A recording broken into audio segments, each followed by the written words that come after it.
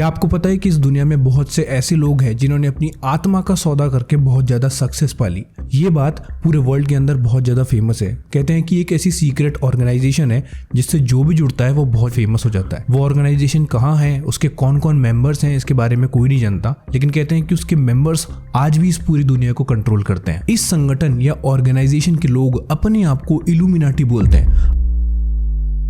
अब ये लोग कौन है ये प्रूव करना तो बहुत मुश्किल है, लेकिन अगर 1% भी चांस है कि ये आज भी एग्जिस्ट करते हैं और हमारे ऊपर राज कर रहे हैं तो इनके बारे में हमको जरूर पता होना चाहिए। हमारे देश में ये बहुत ज्यादा पॉपुलर नहीं है, लेकिन यूरोप और उसके आसपास की कंट्रीज के अंदर बहुत से लोग हैं जो इनके बारे में अच्छे से जानते हैं, क्योंकि इसकी शुरुआत भी यूरोप से हुई थी।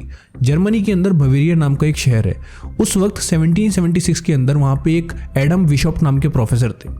वो प्रोफेसर हमेशा सरकार से परेशान थे और चर्च से भी, क्योंकि उस वक्त चर्च और सरकार मिलके लोगों को इन्फ्लुएंस करना चाहते थे। तो उन्होंने अपने 5 स्टूडेंट के साथ मिलके एक सीक्रेट ऑर्गेनाइजेशन बनाई, जहां वो उनके स्टूडेंट्स यानी जो भी उस संगठन या ऑर्गेनाइजेशन के मेंबर हैं उनको ये हक दिया जाता है कि वो अपनी बात को वहां पे रख सकें और अपनी जिंदगी को अपने हिसाब से जी सकें। लेकिन इस ऑर्गेनाइजेशन को ज्वाइन करने की एक बहुत बड़ी शर्त है कि जो भी इसका मेंबर होगा वो इसके बारे में कभी किसी से बात नहीं करेगा, यानी कि ये पूरी तरह से सीक्रेट ऑर्गेनाइजेशन है। और ये भी कहा जाता है कि अगर किसी ने इस बात को आउट कर दिया तो उसकी मौत हो जाएगी। अब आप समझ सकते हो कि जब इन्होंने ये सब शुरू किया तो उस समय चर्च और सरकार का लोगों पे कितना प्रेशर होगा। और जैसे ही लोगों को पता चला कि ऐसा कोई ऑर्गेनाइजेशन है तो वो इससे बहुत ज्यादा तेजी से जुड़ते गए।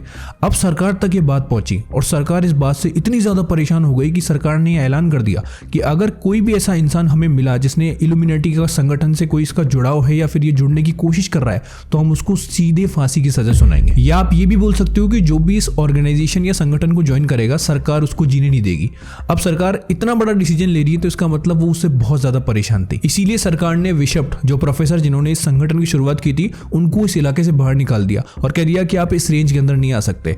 लेकिन वो एक थॉट था जो लोगों में बहुत ज्यादा पॉपुलर हो गया और उनके बाहर जाने के बाद भी बहुत सारे लोग उस संगठन से जुड़ते चले गए। जब ये संगठन बना तो इसका मकसद था सबको बराबर रखना। इसीलिए जो भी इस संगठन से जुड़ता है उसका अपना एक सोचने का तरीका होता है और वो अपने हिसाब से सब कुछ कर सकता है। कहते हैं कि बहुत सारे सेलिब्रिटी भी हैं जो इसका पार्ट बन के बहुत फेमस भी हो गए, लेकिन ऐसा मानते हैं कि आज भी अगर कोई इसका मेंबर है तो वो ओपन में ये नहीं बता सकता कि मैं इसके साथ जुड़ा हुआ हूँ। इसलिए वो कुछ सीक्रेट सिंबल्स या साइंस का यूज करता है, जिसके लिए बहुत सारी कॉन्स्पिरेसी थ्योरीज पूरे इंटरनेट पे वायरल है, आप जाके देख सकते हो। अब कुछ लोग इसको अच्छा मानते हैं और कुछ लोग इसको बुरा मानते हैं, लेकिन आज भी ये माना जाता है कि इसके मेंबर्स सीक्रेट मीटिंग्स करते हैं और उसमें ये डिसाइड होता है कि पूरी दुनिया में अब आगे क्या होगा।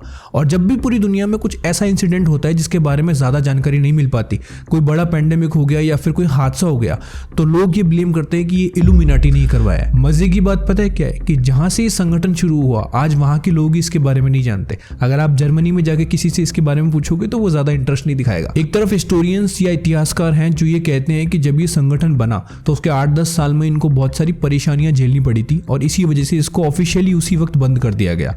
लेकिन एक तबका ऐसा भी है जो मानता है कि ये आज भी एग्जिस्ट करते हैं। अब इसमें कितना सच है कितना नहीं ये बात तो मैं नहीं जानता, लेकिन अगर आपने इस टॉपिक के बारे में पहले सुना है या आपकी इस बारे में क्या राय है ये मुझे कमेंट करके जरूर बताना।